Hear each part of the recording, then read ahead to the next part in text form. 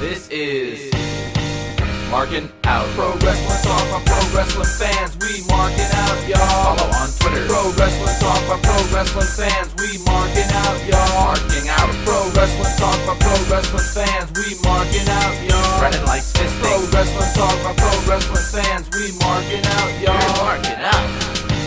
Pro Wrestling Talk by Pro Wrestling fans. Welcome to Markin Out. Pro Wrestling Talk by Pro Wrestling fans. This is episode 806. Thank you for listening. Make sure that you are checking us out at markinout.com. Also, subscribe and download wherever you are listening to your podcast, such as on Spotify, Apple Podcasts, or wherever else. Legit. Just search Markin Out, the best Markin Out, the only Markin Out, the number one Markin Out. Pro Wrestling Talk by Pro Wrestling fans. And give us a 5-star rating to go with that 5-star frog splash. Buy a t-shirt, prowrestlingtees.com/markinout. Give us a like on Facebook, because that's still a thing. Also, make sure that you are checking us out on TikTok at Markin Out, on Twitter at Markin Out, on Instagram at Markin11. You can follow me, Dave the Rave, on all social media platforms at DavidPTDPT. Follow Chris at Chris Sweendog and CM Sweeney85. And follow Brandon at BTTG161. Brandon, how are you? I am doing awesome as always. How about yourself? Doing fantastic. How was your week? It was good. I went to a concert. I'll talk about that later. But right now I am struggling with my eyes, my throat, so maybe I'm not awesome as always. Oh. That damn Canadian wildfire. Hopefully everybody up there is safe, but God, it is hopefully killing me. And I haven't even been outside. It's just like seeping through the walls or something. It's what is it? What does he say? Yeah, this is just not good right now. The air quality and everything. The fog is coming. To tie that to Shiloh Hill. Yeah, it's definitely very, very not good outside right now. Not you good. know? Not and good. Yeah, not good. Not good. Don't go outside breathing that air because that is toxic. So, yeah, that's what's going on. I mean, I hope it doesn't interrupt Fanatics Fest taking place this weekend. It's going to be a lot to take on. Fanatics Fest last year was an absolute blast. It absolutely killed me. Going multiple days this year, I don't even want to know what's going to happen to my body come next week. It really, I do have to say that last year, that was so much fun. Yeah. We had so much fun going there. I would have liked it better if we were able to like do more things related to pro wrestling. And I still feel like to me, obviously, like they're space wise, like I understand maybe this is why, but I feel like there's no reason why WWE is not putting on live matches there. I think it's probably space. I feel like the Evolve guys and the AAA Superstar should 100% be performing at Fanatics Fest. They have people doing free photo ops and stuff. Mark Henry's doing a free photo op. I'm going to be gone by the time that happens, but I feel like there's no reason why AAA and Evolve Superstars are not partaking and doing stuff like that. I feel like it's like a little chunk of access is just missing here. So yeah, but it is such an incredible event, and everybody should definitely check it out if you're able to. You know, Markin Out is going to be in the house, so if you're going there, check out Markin Out as well. The Jacob Javits Center. Yeah, and tag us in your Instagram stories, too. If you meet any wrestlers or you talk to any wrestlers, tag us in your stories on Instagram or on Twitter. We would love to see what everybody is doing over there. They have, well, by the time this is out, they've already done a Rhea Ripley lookalike contest. Sunday, yeah, I saw it. They're also Sunday's a Danhausen lookalike. Yeah. Which I feel like you can't really... Can you look alike with face paint, really? I mean, not. I don't think so. Like, you're just painting your face. Like, obviously, you're going to look somewhat similar. Mm-hmm. It just looks like so much fun. Yeah. This fire couldn't have picked a worse time to come to New York, though. That's for sure. Just everybody, please be safe out there. But how was your week? But my week was very good. It was very good. It flies by. It was very good. I'm loving the new season of Game of Thrones. Well, House of the Dragon. I'm loving it. Literally the only Big person fan over here is talking about is you. It's possible.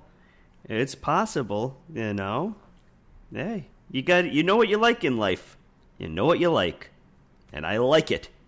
Well, so we had pro wrestling that I did not discuss last Friday. Like I said, I was at a concert. But I'll just run down it really quickly. Yeah, it opened with Nick Aldis saying that he's been reinstated. He brought out CM Punk, the new WWE champion.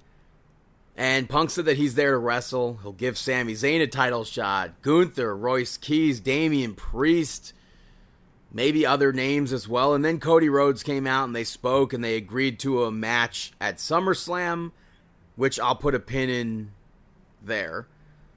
You had Finn Balor pick up the victory over Tama Tonga. You had Jimmy Uso pick up the victory over Royce Keys.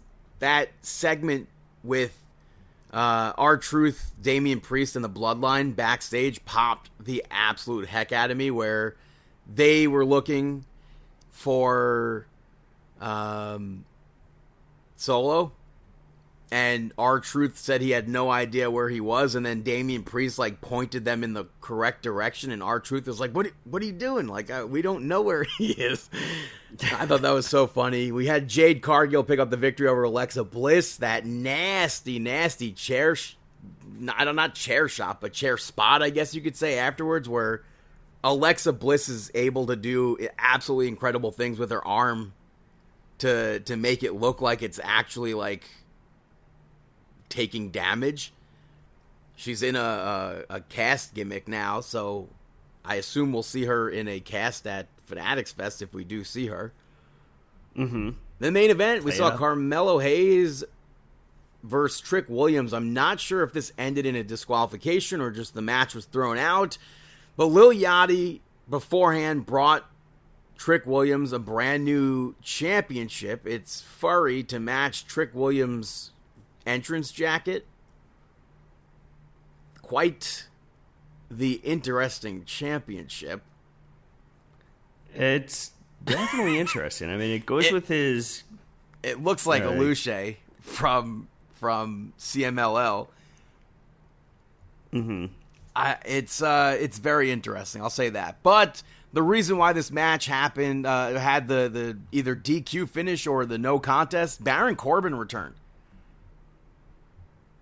Previously, we thought Baron Corbin was maybe under the blanket for Danhausen's experiment.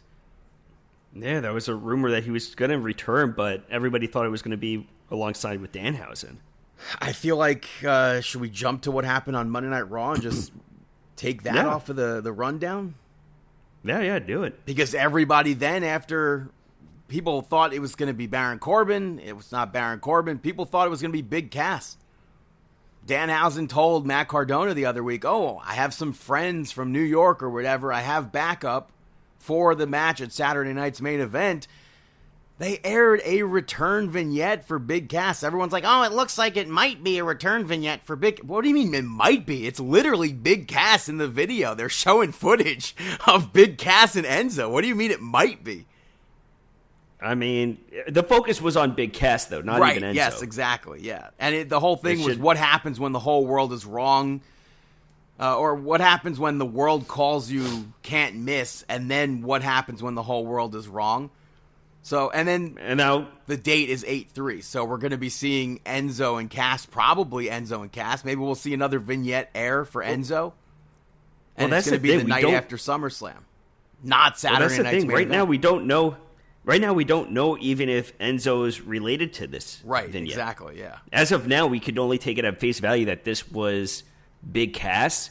If they do another vignette where it's Enzo on 8-3 as well, then of course we could think about it. But as of now, I'm under the impression that this is only Big Cass on 8-3. And, I mean, he had his own theme song that he didn't really get to use it, I feel like, long. I want that Enzo theme. I want that SAWFT theme song. So, hopefully that comes with Big Cass. And then to close out SmackDown, we had Gunther come out, and he called Nick Aldis out there to make a decision on him. Nick Aldis set up Gunther and Sammy versus Cody Rhodes and CM Punk for Saturday night's main event, and said that the main event of SummerSlam is going to stay exactly the same. It's going to stay Cody versus Punk. And then Gunther attacked Nick Aldis again. SmackDown goes off the air. Cody makes the save off air. So it seemed like the ending seemed very abrupt to me. I don't know. It didn't seem abrupt to me because it literally, to me, it dragged on. For me, it felt like they ran out of time. No, I don't think they did. I think everything was supposed to happen the way it did. It felt like they were taking sweet time, if you will. Mm-hmm. So, and then everyone complained, like, how is this Saturday night's main event? Go back and look at the history of Saturday night's main event. It's literally built on matches goofier than this. Yeah, it's not. It's more of entertainment than anything else. Well, but even still, like, I think that Saturday night's main event is a fine. I think that's a fine main event. Yeah, the main event of the Saturday night's main event. The last time it was at Madison Square Garden. The main event. I don't know if they don't call it the main event. It was the last match to air on Saturday night's main event. It was CM Punk and Boogeyman versus John Morrison and Big Daddy V. I mean, imagine what people would say about that in 2026. It opened with Batista and Kane taking on Finlay and Great Khali. I think, if I'm not mistaken, I feel like they referred to John Cena and Carlito as the main event. And then we had the match, Evander Holyfield versus Matt Hardy. That was great. We got to see Michael Buffer announce. We got to see Evander Holyfield. I mean, not really box, but technically spar, I guess you would say. It's all storyline-wise. So they come back almost 20 years later to the Garden for Saturday night's main event. We'll talk about that in a moment. I feel like that match fits. Mm-hmm. But moving to Monday Night Raw, it opened with the Beast Incarnate, Brock Lesnar, and Paul Heyman called Obafemi a stalker and stupid for turning down the WWE Championship match to come for Brock Lesnar. Which, once he said this, it made me think about everything that me and you spoke about on the podcast, where you were saying that I was pretty much missing the storyline. If they... in not understanding why he turned down a title shot to go after Lesnar, and how I thought that didn't make sense to me. And then from this, and then hearing Paul Heyman's response and stuff like that, I was just like, okay, I was wrong with that. I totally get that it was that, because Paul Heyman sold it so much better, how he was saying how he's like addicted to him and how he's obsessed with him so much, and that he's giving up a title shot to go after him, and he made it, the way that he spun it, I was just like, okay, I totally missed. Yeah, I get it. But if they actually made Obafemi give up a title shot for this match, then I feel like that's some of the dumbest booking that I've ever seen. So I really hope that championship match comes back into play. But with everything in my assumption, it's gone. With the way Paul Heyman worded that, it's looking like a lot less likely that it exists still. But it makes no sense, because when it first happened, it sounded like it still existed down the road. Well, that's the thing. I thought that it was gone from the start once he said that. I feel like that backstage interaction between him and Pierce made it sound like it's going, like, the title will always be there, to me made it sound like I'm going to get a title shot anyway. Well, I think that it's just like, I don't know. Yeah, it's just like the confidence of, I don't need this right now because I know at some point I'm going to be that champion. I don't have to focus on that right now because I will be champion. I will, if I don't get a title shot because of this, I'm going to have that title shot at some point because I'm going to earn it. So, like, that's how I took it. Also in the segment, Paul Heyman notified Obafemi that he had got a restraining order for Obafemi as well as Brock Lesnar. And then Obafemi came out. Paul tried to have police arrest him, but Oba destroyed them. And then we found out that that it was checked into and it was never even an officially filed restraining order. They were fake police officers. I feel like that might be the first time I remember at least hearing an on-screen character say that, like, oh, those weren't actual cops. Mm-hmm. So. Yeah, but it was a good segment. Next up, you had Io Sky pick up the victory over Roxanne Perez, and I thought that this was a good match, but a lot coming from it. I would like more matches like this from Roxanne Perez. I feel like we don't get to see that often anymore. Yeah, I feel like I agree with you. I feel like she's kind of taking the back step to Liv Morgan and stuff like that right now. And the Judgment Day, both Liv Morgan and Raquel Rodriguez got involved here, and I feel like this match would have been better had they not. And they could have literally just had Roxanne Perez work Io's leg the whole match and have Io either overcome that or succumb to that injury. They could have had that. The same finish could have been the same finish without the involvement of the Judgment Day there. And then afterwards, the Judgment Day still could have just attacked Io like they did. Yeah, but they're also heels. I get it, but man, oh man, every single freaking match in pro wrestling in 2026 seems to have outside interference here. Yeah. Well, I'm so over that. And then Sol Ruka made the save. The Judgment Day came out on top, though, so. Yeah, she tried her hardest, but, she got taken out. And then that championship shot right across Io Sky's face. Did you see the bruise on her face? I did not. She has an imprint from, it looks like one of the pieces of the championship on her forehead. Ouch. From getting clocked with it. That pretty sucks.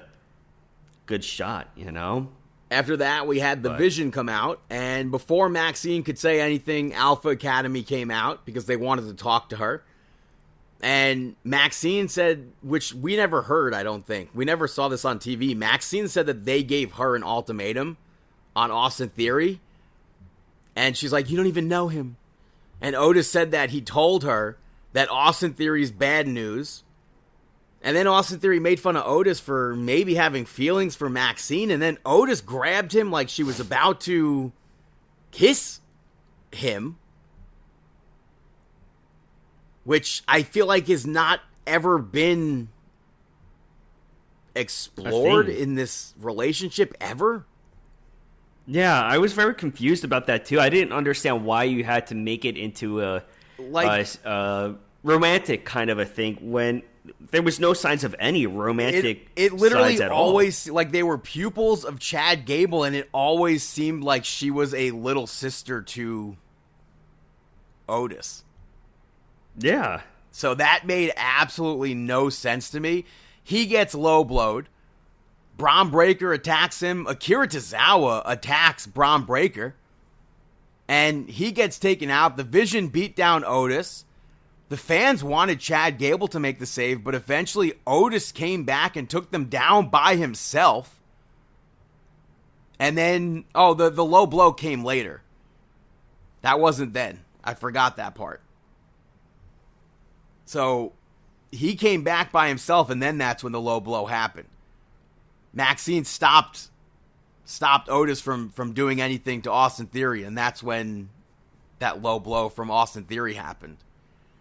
Yeah, and then she mouthed off to him about how he's pretty much a fool for thinking that she would ever have feelings for him. Which, I almost cursed. That's news to me there.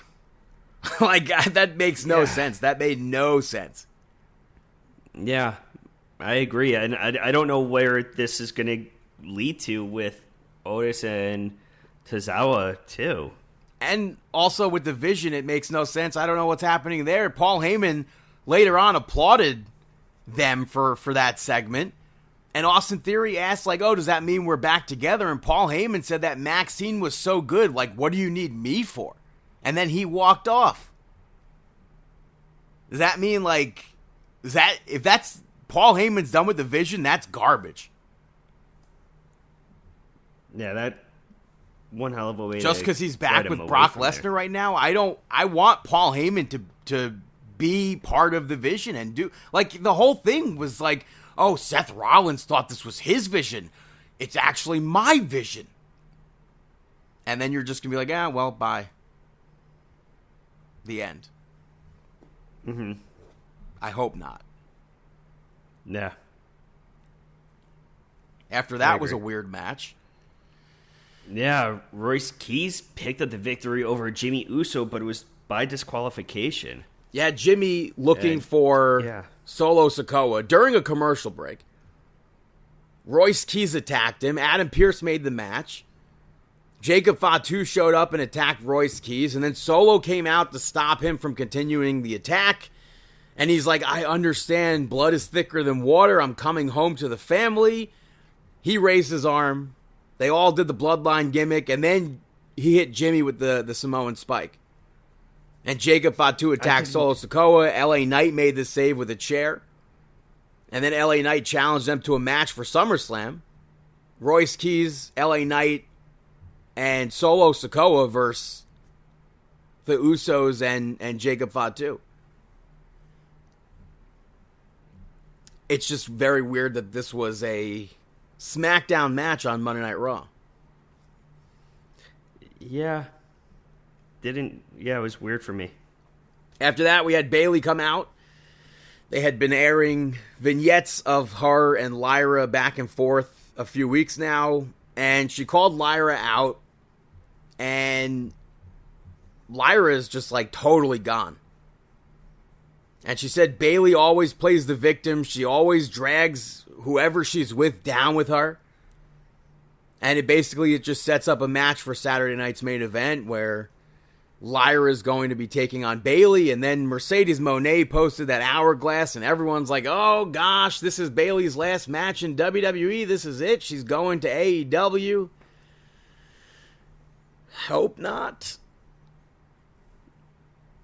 But Lyra ends up trying to attack Bayley, and Bayley was ready for it, but Lyra ended up hitting the Bayley to belly to end that segment.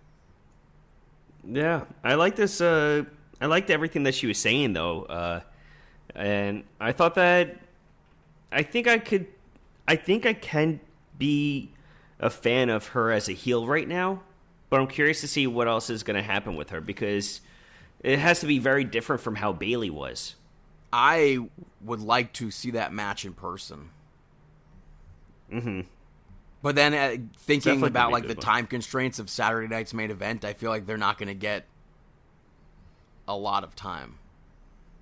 Mm-hmm. Mm-hmm. Main event of Monday Night Raw had a gauntlet match to determine the number one contender to Penta's Intercontinental Championship, won by, do we do a drum roll? Chad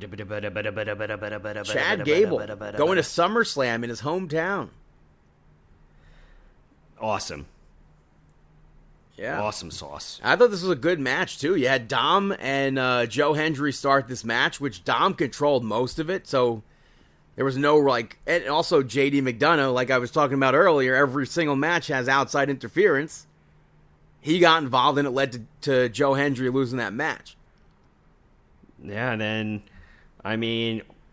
We also had Danhausen's involvement with that, too. Well, yeah, Javon Evans was out next, and the same concept happened with JD there, and Danhausen showed up to curse Dominic Mysterio. The wrong turnbuckle exploded, which I thought was hilarious. Mm-hmm. And it still distracted Dom. And JD went to go deal with Danhausen. Javon hit the OG cutter and advanced in that match. And then Dragon Lee was out next. The bumps that he does are just absolutely insane. Javon Evans, too. And this portion of the match was absolutely fire. I was a big fan of Javon awesome. And Dragon Lee here. I totally agree with you. And then after that match, Rusev attacked Javon Evans from behind, and I think they did a good job at making it look like Javon Evans is like a megastar here. He got out of the accolade, got it locked in again, and got out again. Rusev swatted him away from the OG cutter. I thought that was good. He locked in the accolade again. And Javon Evans tried to fight out, but he couldn't.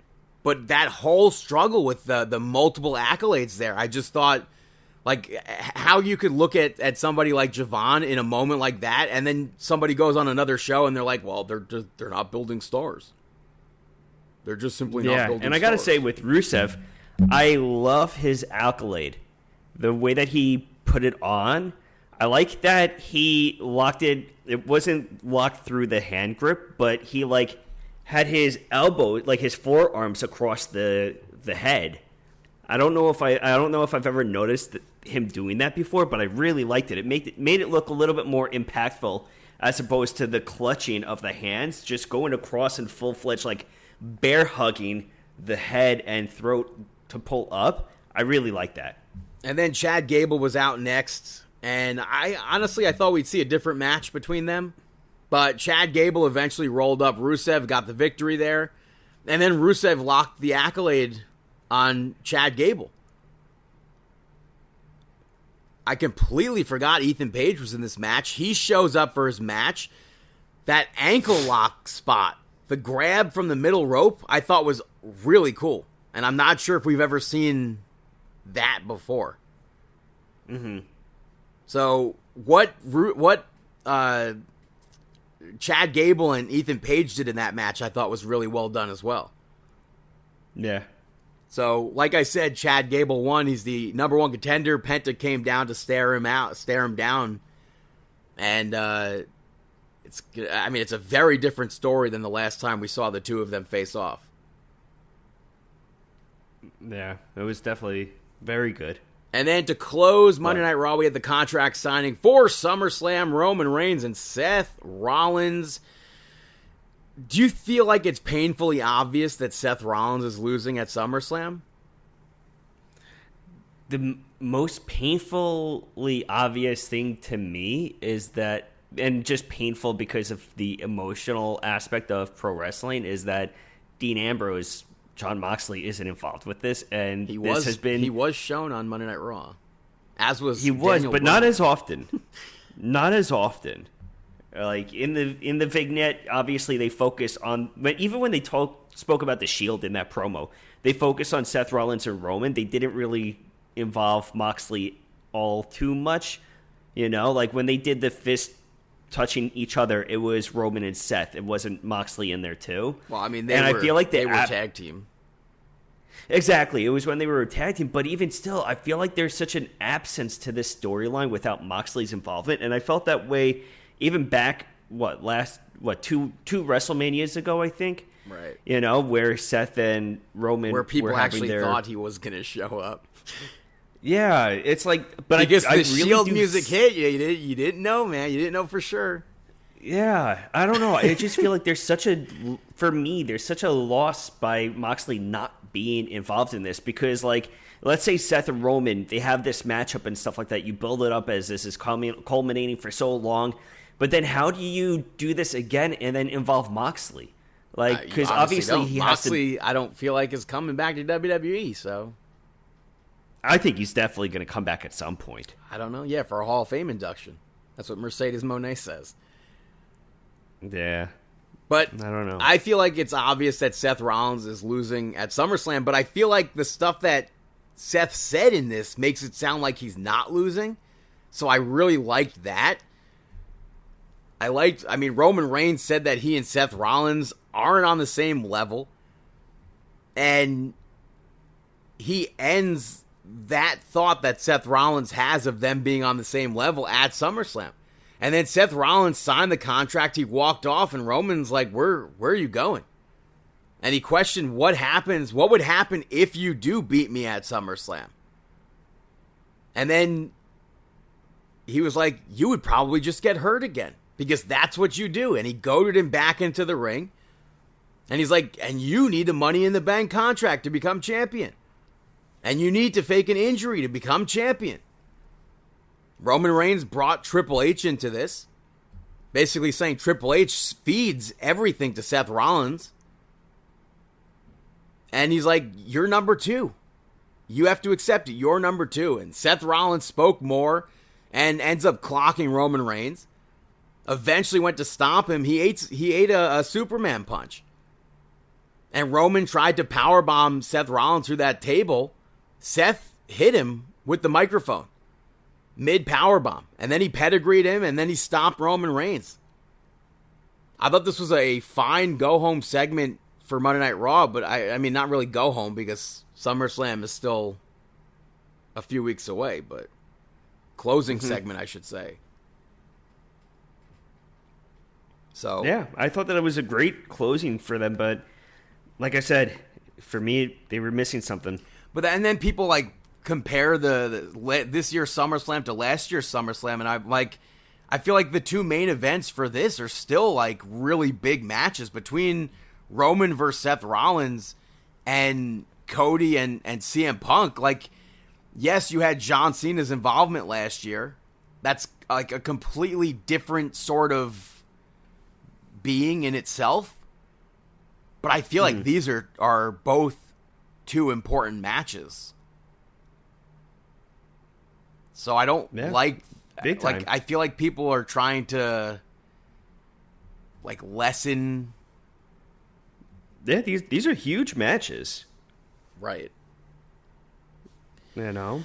So that is Monday Night Raw. Moving over to NXT, which kicked off with the Vanity Project picking up the victory over Dorian Van Dukes and Shawn Legacy to retain those tag team championships. I think the spot of the night came from this match that aided, I don't know, springboard, crossbody, whatever you want to call it, from Shawn Legacy was awesome. Eventually, I feel like we could call him DVD. I think commentary is referring to him as such. He hit that big splash. Shawn Legacy hit the springboard 450 like we saw last week. But Brad Baylor broke up the pin at the very last second. And then we saw Jackson Drake and Michael Lockwood get involved. Like I said, outside interference every freaking match. And I mean, at least it's a heel. Yeah, but still, that led them to getting the victory there. Yeah. After that, we had Tristan Angels come out, and he spoke about Shiloh's tooth and said that he's just a creepy weirdo. And he isn't fit to stand across the ring from him. And then took the tooth and smashed it. He stomped it out on the steps. And Shiloh Hill appeared on the screen, and he said that, well, I can't fix my smile, but you can't fix the fog that's coming. And he laughed. He did that maniacal laugh, and then the lights flickered. It was like thunder and lightning effect. And now look outside. Thanks, Hill. Yeah. Maybe, I mean, that like I said before, the fog is coming. The Canadian smoke. I'd take your geese. Thanks, Canada. How do we send the smoke back? Yeah, take it back. But, yeah. The next up, you had Naraku picking up the victory over Tate Wilder. This match went Naraku. This went too long. Yeah. I feel like Naraku should have just absolutely torn right through Tate Wilder here. Finish him. Like, no offense to Tate Wilder, but there should have been next to no offense here. Yeah, build him up. And then Tony D'Angelo attacked Naraku afterwards. One of the security guards ended up getting misted. I feel like I could just include the end of NXT here, where they ended up brawling outside in the parking lot, and Rob Stone got them broken up. And he made the title match for next week a street fight. Takahashi better show up and we get Los Ingobernables de NXT, and we see Naraku beat Tony D'Angelo for that NXT championship. I mean, come on. I think that has to happen. You don't get a second opportunity at this title and not win. Mm-hmm. So. That's true. After that, we saw Zarya pick up the victory over Lizzie Rain, Nikita Lyons, and Izzy Dame to retain the championship. This match was supposed to be Layla Diggs, but she got injured, unfortunately, at a live event. I was very much so looking forward to this match. But this, I thought, was an enjoyable match as well. And I think Izzy Dame was a standout in this match. But we saw Natty and Carmen Petrovic eventually show up. Jada Parker came out, and before they could take out Zarya, she ended up attacking Natty. That match gets set for next week. I'm looking forward to seeing that match. But Lizzie Rain and Izzy Dame end up brawling off. That happened the other week as well. I feel like you're completely taking yourself out of an opportunity here. That's like a trope in pro wrestling, though. And then Zarya ends up spearing Nikita Lyons. She hit the F5 and got the victory there. So I thought that was a good match for Zarya. And then later on, Nikita Lyons and Carmen Petrovic dumped Jada Parker. Yeah, it was definitely a good one. Next up, you had Jackson Drake pick up the victory over Tavion Heights. Heights got to get back into that win column. I feel like this is a dream match for you, though. You had Tavion Heights showing off his amateur wrestling ability here. And I thought this was a good match for Jackson Drake. Drake worked on Tavion's leg throughout the match, which it didn't really come into play. I would have liked for that to have been factored into the finish there. But I liked this match. I liked when Tavion Heights tossed Jackson Drake out of the ring with that overhead belly-to-belly onto the Vanity Project. We saw Drake reverse in overhead belly-to-belly with the sunset flip. That was one of the coolest sunset flips I've ever seen to get the victory there. It was pretty awesome. Yeah, so I was a big fan of that finish there. Main event. This was...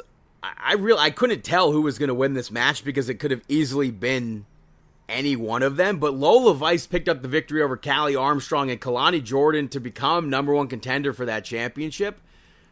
And this was another really good match. The women on NXT, just week after week, they kill it. Bringing it.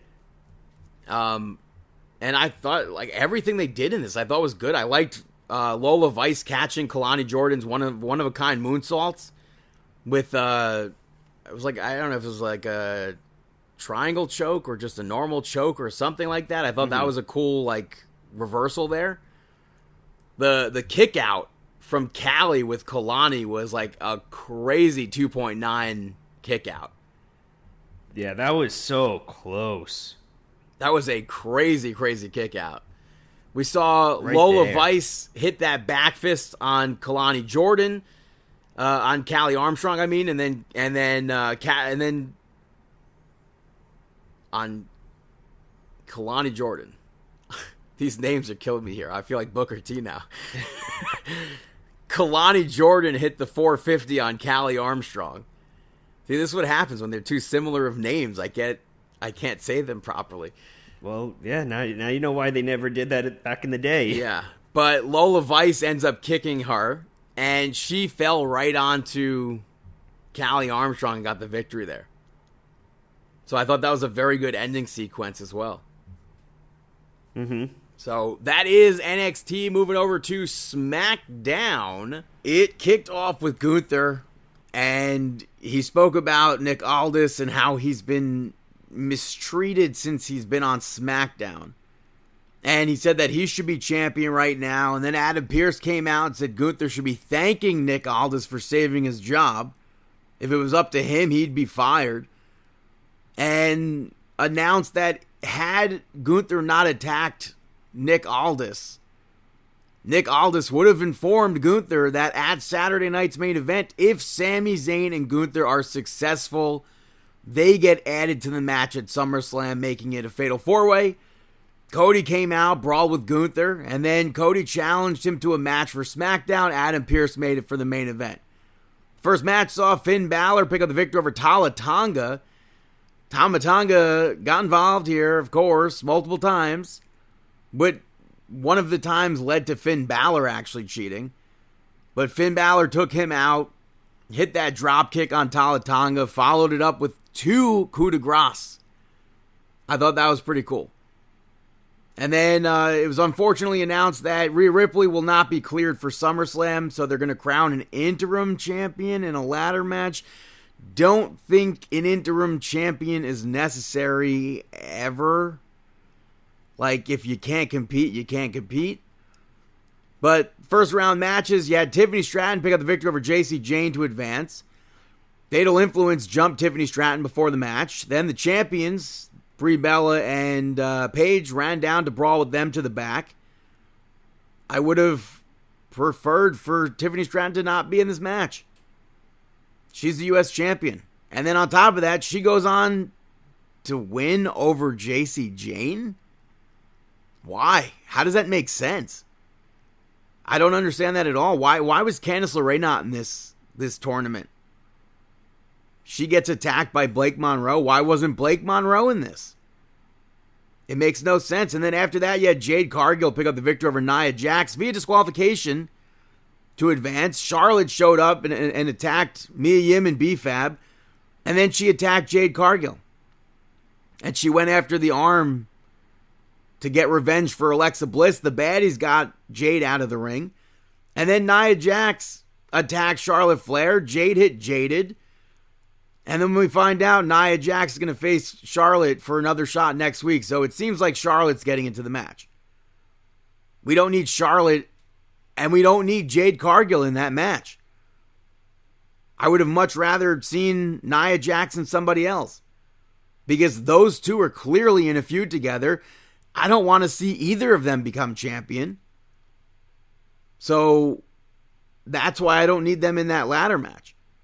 After that, the War Raiders picked up the victory over Fraxium. I think this was a very necessary win for the War Raiders. But this match was good. I really enjoyed this match. That suicide dive from Nathan Frazer was wild. Fraxium superplexed Ivar. And then Nathan Frazer hit that Phoenix Splash. Eric broke that pin up. And then they eventually hit Ragnarok to get the victory there. But I thought this was a well-done match. I'd like to see more War Raiders on SmackDown. In the main event, we saw Cody Rhodes pick up the victory over Gunther via disqualification, maybe? Or it was thrown out. Commentary said it was thrown out. But Cody Rhodes jumped Gunther beforehand. Gunther eventually took over, and for the most part, it was a pretty even match. CM Punk came out, and he cheered on Cody, but Sami Zayn showed up and brawled with CM Punk. Cody eventually took Sami Zayn out, and then Sami attacked Cody, which is why I think it should have been a DQ, but the commentary said it was they threw the match out. And then they all brawled. And honestly, I don't hate the end of this. I thought this was a great setup for Saturday night's main event, but given everything else that happened on SmackDown, it's just like copy and paste almost. So that sucks. But I liked the ending. So that is SmackDown. Going to do predictions for Saturday night's main event taking place in Madison Square Garden. Join the Uncursed for the first time in almost 20 years. We have, we could mention the big segment first of all, which to me makes no sense. It really, truly, honestly makes zero sense. To me, it makes sense. This whole Saturday night's main event felt like it was built upon Danhausen helping the New York Knicks win the freaking championships. I'll let you finish. The championship. And then it has absolutely nothing to do with Danhausen. You have Roman Reigns tweet out Jalen Brunson, and Jalen Brunson's like, I'll see you there. So we're going to have a segment with Jalen Brunson and Roman Reigns. A lot of people, if I was booking this, it would have to be a heel and Tyrese Halliburton interrupting this segment. I feel like I would have Victor Wemby. The magic of the Garden there. Yeah, Wemby's in town for Fanatics Fest as well. I would have Wemby come out. I would just say Tyrese Halliburton because of their history together. But yeah, Wemby, I don't know if he'd be game for that or what, but people are pitching you got to have Seth Rollins in this segment, and I feel like if he comes out with Halliburton or Rollins Wemby in this segment, if you have him come out, well, I mean that's the SummerSlam main event right there. Well, I guess yeah, true. If you have him come out with Halliburton or Wemby, they're not cheering Seth Rollins. So, like, you can have Seth Rollins in that segment. I don't know who you put in that segment. If Sami Zayn wasn't part of that main event, it would have been Sami Zayn there. The only other group that I could possibly think to put coming out with Tyrese Halliburton or Wemby, as you say, would be the Vision. And then Roman Reigns destroys the Vision or something, and then we get like a match on Raw or something between Roman and Braun Breaker or something like that. I don't know. You don't want to kill Braun Breaker, but...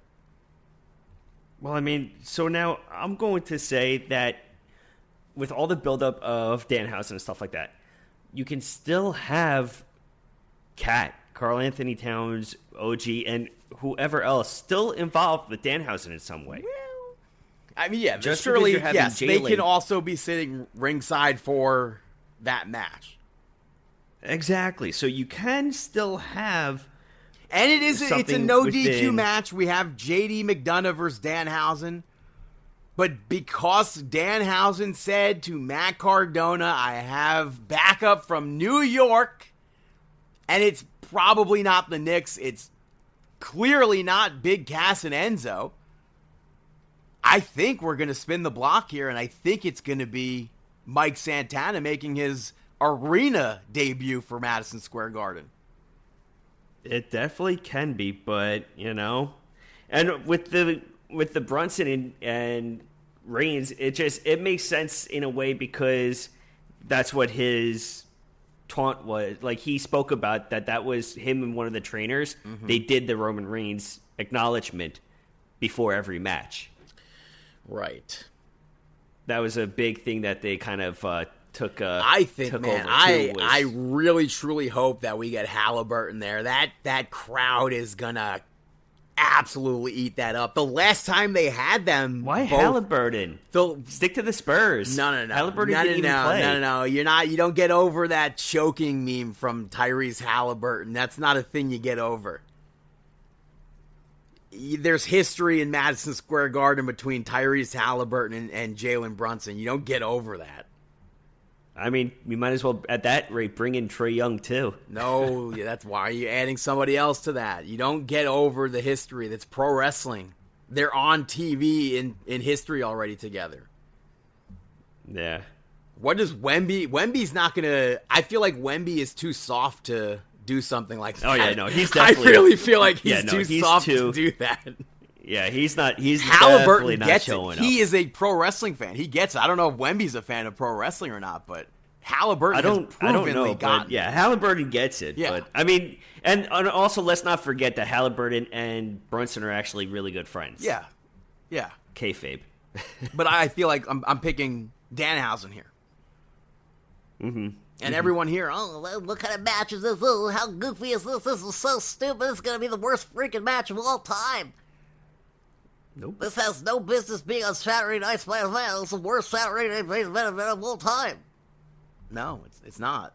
I've seen weirder matches, and this is not even a weird match. It fits in storyline. It makes sense. It makes so much sense. Every single match on this card makes sense, except for the main event, really, ultimately. But still, that's like a Saturday Night's main event sort of matchup. Mm-hmm.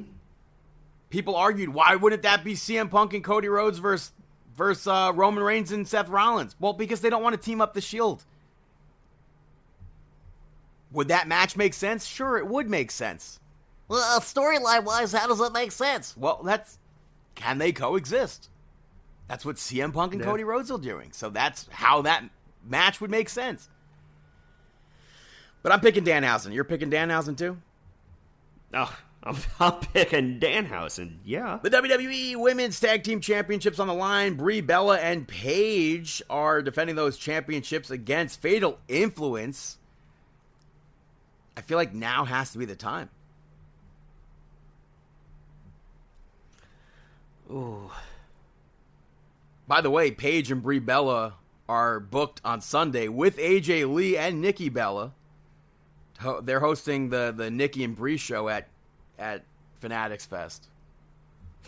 Yeah, you know what? I'm going to go with Fatal Influence. I feel like we're going to have the same picks here.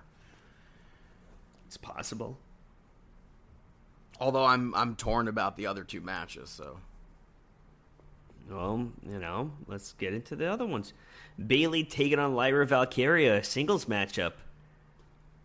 I'm going to go with Lyra Valkyria. I think she has to. I feel like that as well. And I really do hope this isn't the end of Bayley in WWE. Mm-hmm. So I would also pick Lyra Valkyria here. Yeah. Main event. CM Punk, Cody Rhodes versus Gunther and Sami Zayn.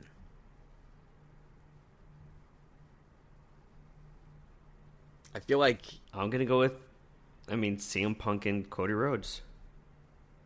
I would much rather see Gunther and Sami Zayn win, where, like, that leads to CM Punk and Cody, like, fighting one another, where they, like, actually can't coexist. That would make SummerSlam make way more sense to me. Mm-hmm. So I'm going to say Gunther and Sami Zayn. But I could also easily see Gunther choking out Sami Zayn and leaving. Mm-hmm. And then Nick Aldis is like, "What the hell are you doing?" And then Gunther chokes out Nick Aldis, and then we get Nick Aldis versus Gunther at SummerSlam. And that's how it's written? So that's our one off prediction.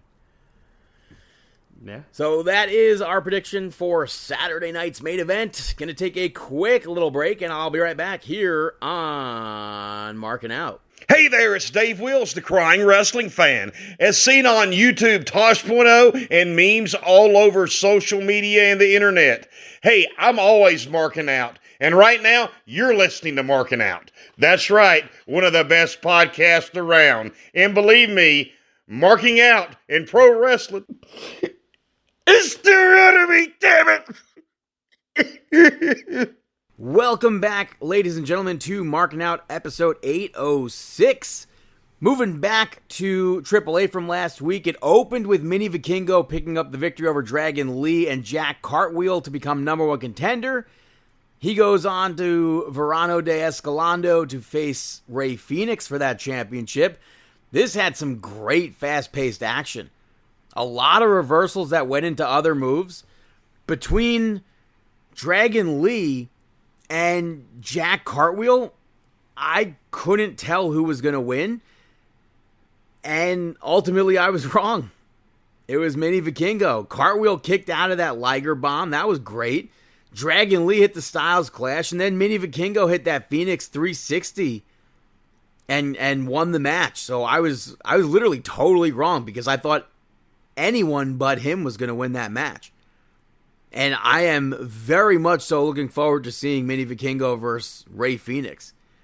After that, El Ojo came out. Dorian Roldan and Omos came out with the AAA Latin American Championship because, unfortunately, like I spoke about the other week, Vikingo's injured. So, and he's going to be out for quite a while. I think they said it's an ACL tear. So that really sucks.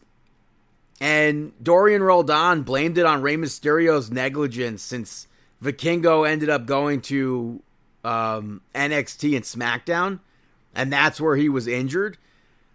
And he said that he's going to sue Rey Mysterio, which I thought was funny. And then he announced that the new Latin American champion is Omos. And he said if anyone has a problem with it, come out and try and take it from him. And then Rey Mysterio, the general manager, came out and he spoke about his injuries, and he said that he knows what Vikingo's going through. And he also said that Dorian Roldan has no right to crown a new champion. And after hesitation, almost, and also a threat of suspension, Ray took the title back. And he said he'll announce a way to get a new champion for next week's episode. After that, Money Machine versus Noisy Boy and Epididymis Jr. ended in a no contest.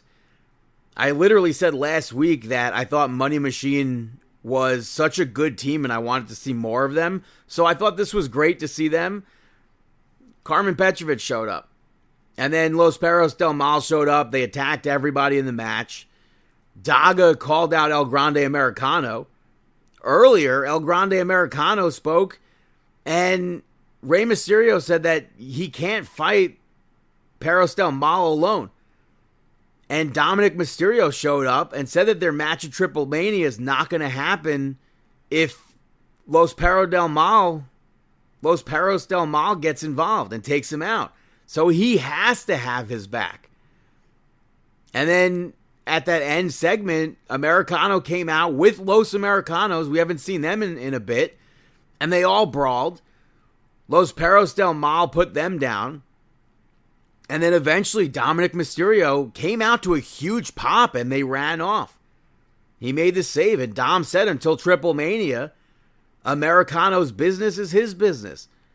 And he challenged two of them to a match. So we're going to be seeing Dominic Mysterio and El Grande Americano versus Los Perros del Mal. Which I think that's awesome. I feel like Los Perros del Mal have to win that match, but who knows? But I'm looking forward to seeing that. And I guess with this, it's looking less likely like we're going to see Dominic Mysterio versus El Tejano. And I was really hoping to see that. Before Dominic loses that championship, I would really like to see that match. Moving over to Impact, it kicked off with M by Elegance picking up the victory over Rosemary to advance in that tournament.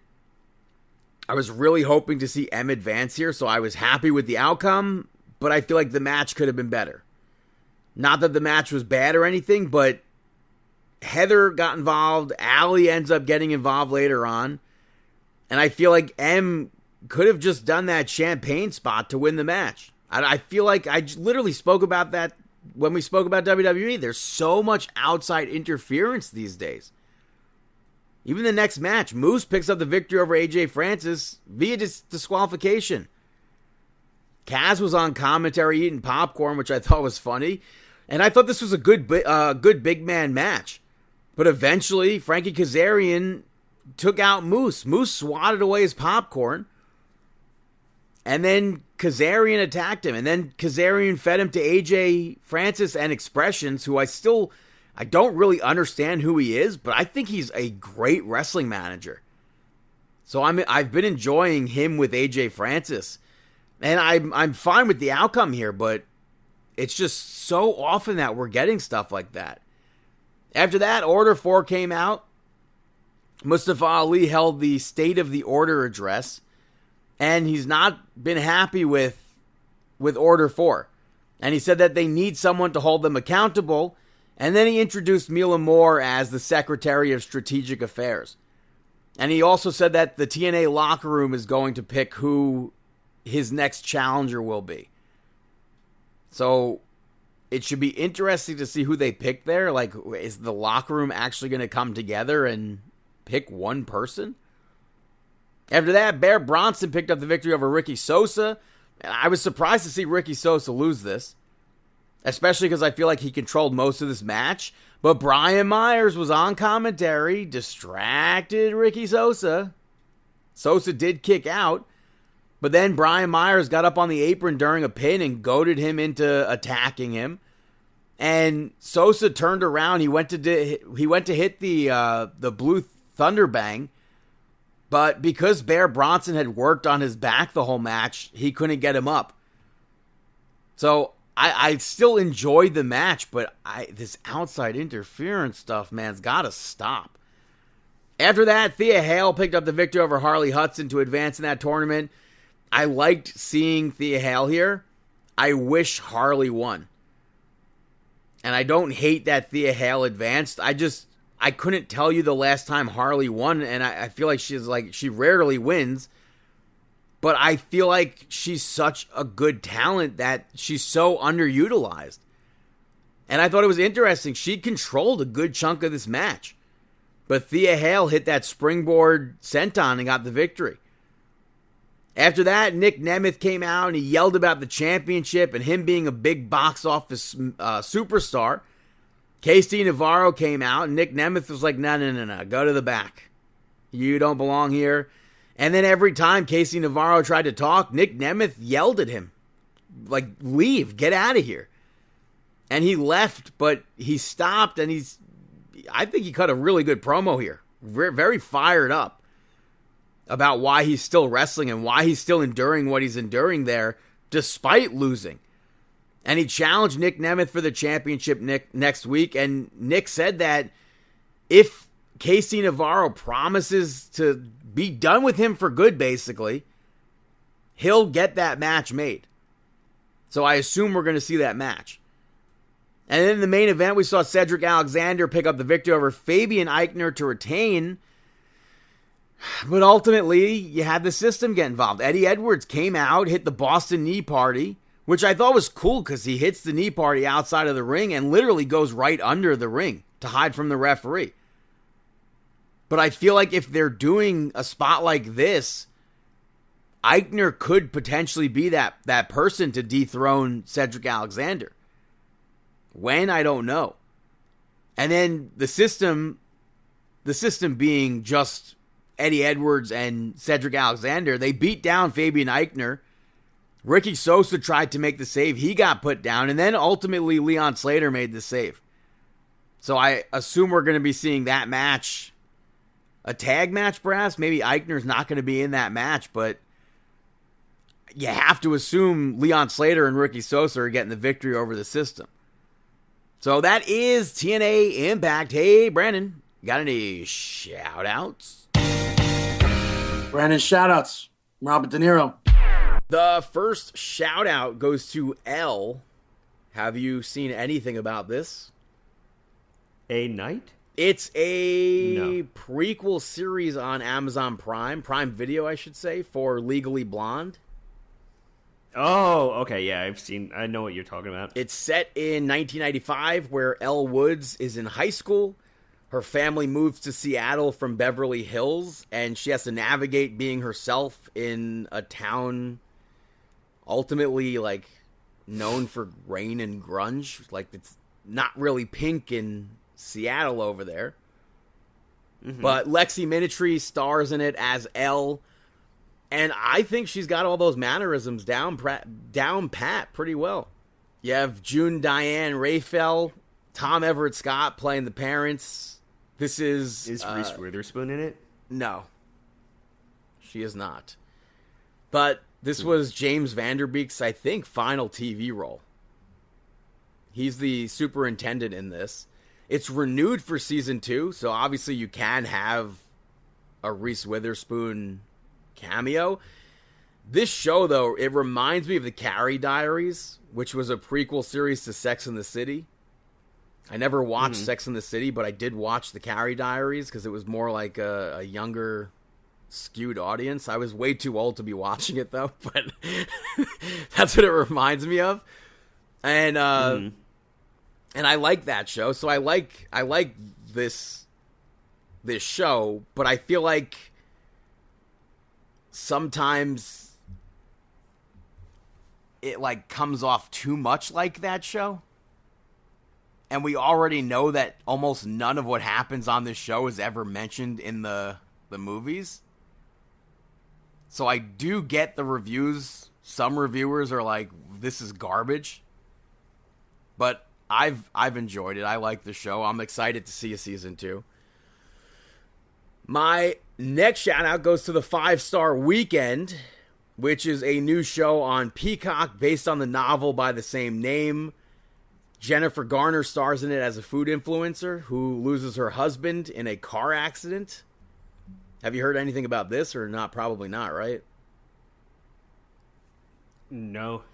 And then to help her character, to help her cope with her grief, she invites friends from different chapters of her life to spend the weekend at her house in Nantucket to, like, have this, like, a 5-star weekend. And the cast is stacked. Chloe Sevigny, Regina Hall, Darcy Carden, Gemma Chan, Timothy Olyphant, Judy Greer, so many other actors in this, but it's mostly drama. There's some comedy mixed in, maybe a sprinkle of thriller. And since it's set in Nantucket, I think it's the perfect show to watch during the summer. You got the beach vibes and everything. And not that the show needs a second season. I would 100% watch a second season. So, if you have Peacock, I would say check it out if you're into shows like that. My final shout out goes to the Guess Who. Like I said earlier, I went to a concert on Friday night. I saw them at Jones Beach with Don Felder from the Eagles. I saw Don Felder back in 2014, also at Jones Beach. He opened for Styx and Foreigner. But in 2008, I saw an iteration of the Guess Who at Epcot during the Flower and Garden Festival. It was the original bassist, Jim Cale, and the drummer, Gary Peterson.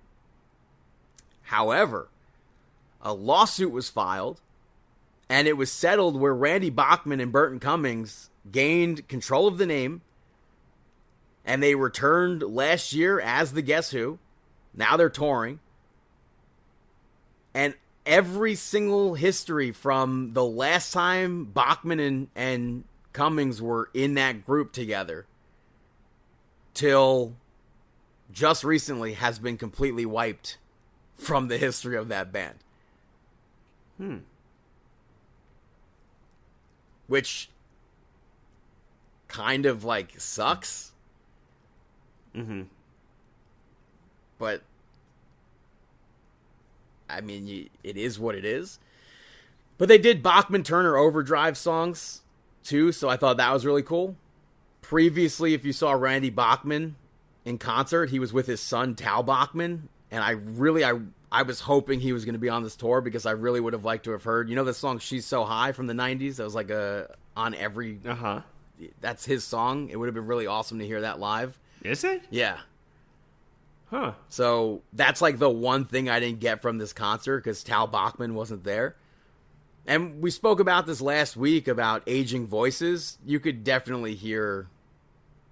I feel like I would have enjoyed it. I enjoyed this show. I feel like it would have been much better had I seen them 20 years ago when I first started going to concerts. But they weren't touring together then. It would have, you had to have gone to see Randy Bachman by himself. You would have had to have gone to see Burton Cummings by himself. So overall, like I said, I enjoyed this concert. Go out if you're a fan of rock and roll music. Go out, watch the Guess Who. Also, by the way, the same thing, similar. Don Felder's he has not played with the Eagles in I don't know, like almost 30 years at this point, maybe. That was also a lawsuit thing. So it just sucks when bands can't like work out their differences. That sucks. But yeah, I enjoyed the show, so like I said, those are my shout outs. Now it's time for Mark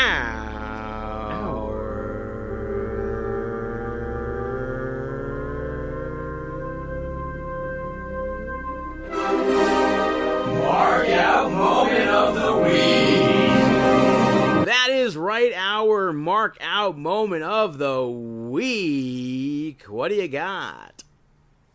Ooh, brother. I mean, everything with Fanatics Fest is something to mark out for. All of the different panels that are announced, the different panels, whether it's Cody Rhodes or Seth McMahon, and you have the SummerSlam presser that's going to be taking place. Kickoff to SummerSlam. Everything. Yeah, kickoff to SummerSlam. Everything's going to be so incredible. So definitely marking out for that. And also Saturday Night Main Event to see what they are going to do with Danhausen, because let's face it, I know you mentioned before about the Knicks. We spoke about it. But they have to have some involvement of Danhausen with the Knicks. They have to. They did have a video from Fanatics Fest of Danhausen, Carl Anthony Thompson. Why does that name sound wrong?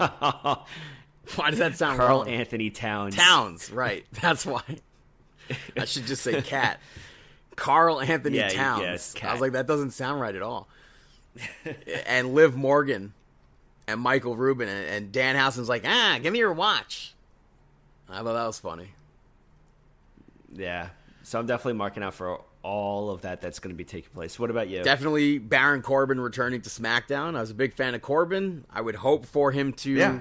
I feel like there's not anything necessary to do for him to just be added to 2K26. He was in 2K25. I mean, he's also the Lone Wolf gimmick. Was it, though? Is that what it is? Yeah. I think he had, on his t-shirt, he had the Lone Wolf gimmick. He had a fist. A spiky fist. There was something with the Lone Wolf that stood out to me when he came out. Does it say Lone Wolf on his shirt? I don't think it does. It says Baron Corbin with a spike fist. There was something there. I also, in regard to 2K26, they showed off Lita. They're finally including a Lita from 2000. Even though she was advertised on the box, you got to wait months and months to get to the DLC. So they have her, but they showed off the Hardy Boys, and the Hardy Boys are in their gear from NXT. So I'm looking forward to that. It's Nomad, by the way, on his shirt. Oh. So, yeah. I guess that's it for the markout moments. Well, just wait for next week, because I'm sure there will be plenty. Next week we'll have a jam-packed show. We're going to laugh together, maybe cry together. But no matter what, we're going to be together. We're going to have fun. So that's what we do on Markin Out. That is Markin Out episode 806. Thank you so much for checking us out. You can follow us on Twitter at Markin Out, at BTDG161 on all platforms, at Chris Sweendog, CM Sweeney85, David PTDPT on all platforms, Facebook.com/Markin Out, YouTube and Instagram are Markin Out 11. ProWrestlingTees.com/Markin Out to purchase some merchandise if you'd like to support us like that. You could follow us on TikTok at Markin Out. You could rate, review, subscribe on Apple Podcasts, Amazon Podcasts, iHeartRadio, Spotify Podcasts. Did I say Spotify? I don't know if I did that. YouTube, markinout.com. Leave comments, questions, etc. We are a real podcast. We have been a podcast for over 15 years now. The only online listening experience in the world. Somebody this week tried to tell me that I've never been around a microphone because Chuck Schumer clearly farted on on camera, and they're like, it's the microphone, and microphones make that noise. I'm like, brother, I'm almost 40 years old. That is a fart. I don't know why people are trying to gaslight people into thinking that's not a fart. You've never been around a microphone. I'm like, brother, for almost over 15 years, I've been the host of a podcast. You should probably stop hosting on Twitch. Never once hosted a podcast on Twitch. And then they posted a screenshot of Cooking with Brandon saying, oh, this is a podcast, blah, blah, blah. I'm like, no, wrong again. That's a comedic cooking show, not a podcast. But we wish you the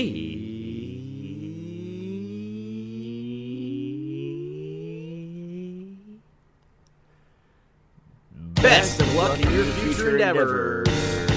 Have a fantastic week.